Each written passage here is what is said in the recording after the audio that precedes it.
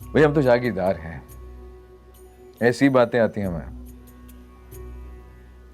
जैसे कि फसलों की बातें, जाड़े का डर, धूप की चाहत। हमारे मुंह से तो यही बातें निकलती हैं।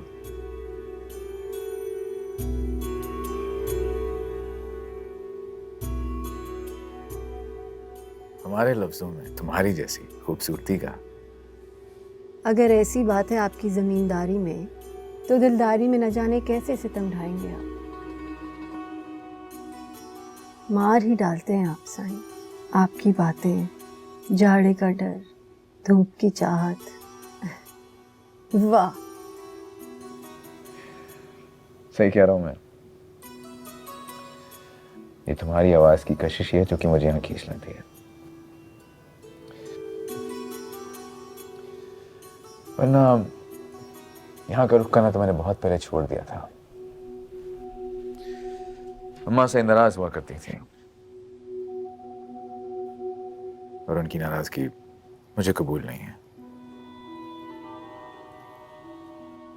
जानती हूँ, बताया था आपने एक दफा, और फिर आपकी बीवी के हादसे के बाद सब कुछ ही बदल गया। और आपकी दिलजोई के लिए आपकी माँ जी ने सारी पाबंदियां उठा ली आपसे, लेकिन आपने खुद को जमींदारी और जागीरदारी में ऐसा उलझाया कि किसी और तरफ देखने की फुर्सत ही नहीं मिली आपको।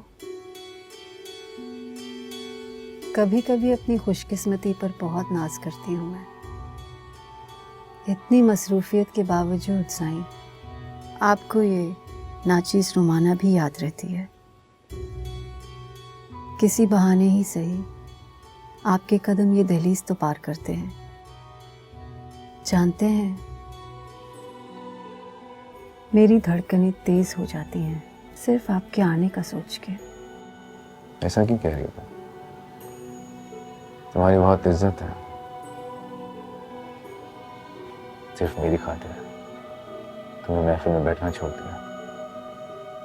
कोई छोटी बात नहीं है।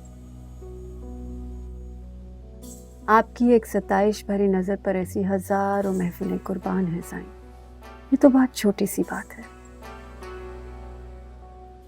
सुना है आपकी हवेली में आपके छोटे भाई की शादी की तैयारियां चल रही हैं, खूब रौनक होगी। हम आसान का तो बस चले तो आसमान से तारे तोड़कर हवेली की दीवार पर टांग दें। हवेली में बहुत अरसे बाद खुशी आई है, बहुत खुश है सब। और खास तौर पे वो तैमूर, उसके तो पैर जमीन पे नहीं टिक रहे। बहुत खुश नसीब है ये लड़की जो बहू बनकर आपके घर उतरेगी। आसमान की कहकशाएं उसका मुकद्दर है, जमीन पर सितारे भी बिछे मिलेंगे उसे। बड़ी नसीब वाली है। दुआ करना सब खैरियत से हो जाए इंशाअल्लाह।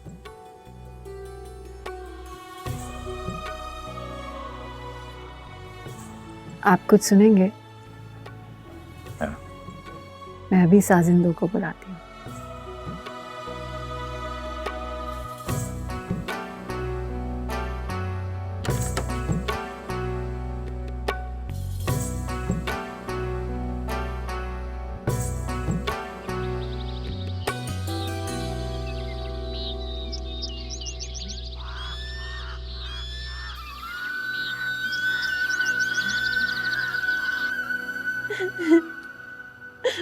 बस भी करो ना माई, चुप हो जाओ।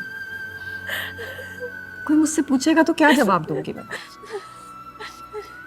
वैसे भी अम्मी जान को तुम्हारी हालत देखकर शक है कि जरूर कोई और बात है। कल रात से कई बार मुझसे पूछ चुकी हैं। मैं खुद को माफ नहीं कर सकूंगी भाभी, ये सब मेरी वजह से हुआ है। मैंने उसे मार डाला। पागल मत बनो, जो कुछ भी हुआ है उसकी तकदीर में लिखा था। तुमने तो उसे यहाँ नहीं बुलाया ना। उसके आने के बाद भी तुमने तो उससे मिलने की कोशिश नहीं की। उसके यहाँ लिखी थी सो आ गई।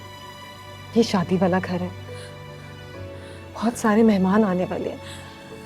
हम लोगों की तो आदत है बातें बनाने की, बात का बतंगड़ बना देते हैं। देखो, अगर जरा सी भी बात तैमूर के घर तक जा पहुंची ना तो हमें 1000 वजाहतें देनी पड़ेंगी। क्यों खुद से दुश्मनी लेने पर तुली बैठी हो? इस पशेमानी से कैसे निकलूंगी भाभी? तुम्हारी पशेमानी खत्म हो भी गई तो तुम्हारे ज़मीर की अदालत से तुम्हें कैसे रिहाई मिलेगी? वो तो तुम्हें कटहरे में ही खड़ा रखेगी ना।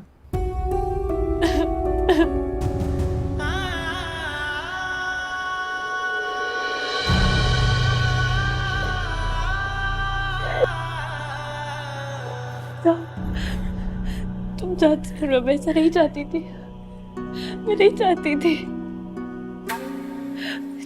जो गुनाह मैंने किया नहीं है उसकी इतनी बड़ी सजा मुझे कैसे मिल सकती है? तुमने तो मेरे एक मजाक किया था, मैंने उस मासूम की जान ले ली है।